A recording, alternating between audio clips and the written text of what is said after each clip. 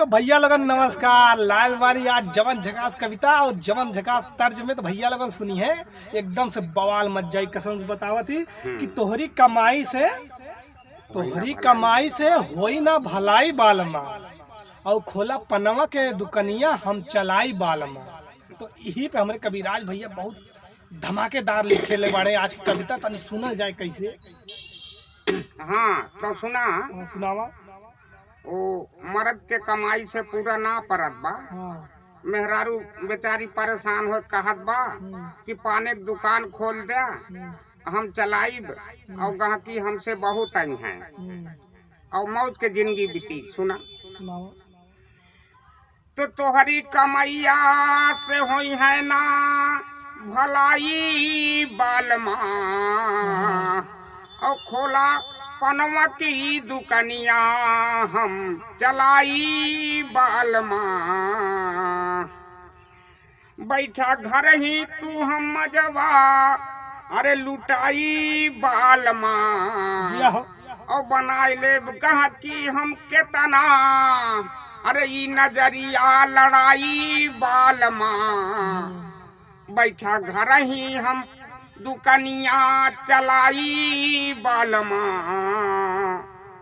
महंगा रेटवा में बिड़िया, अरे सिकरेटवा बिकाई बालमा, और तोहरी ओरिया केहू न लाखी, अरे हमारी ओरिया करी है लखाई बालमा। और खोला पनमा की दुकनिया हम चलाई बालमा, खोला पनमा की दुकनिया हम चलाई बालमा। जे कबेर आई उ कतहू न जाई, जे कबेर आई उ कतहू न जाई।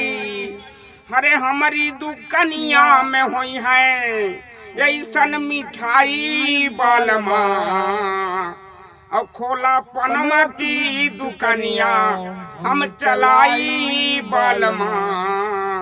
ए खोला पनमा की दुकनिया हम चलाई बालमा।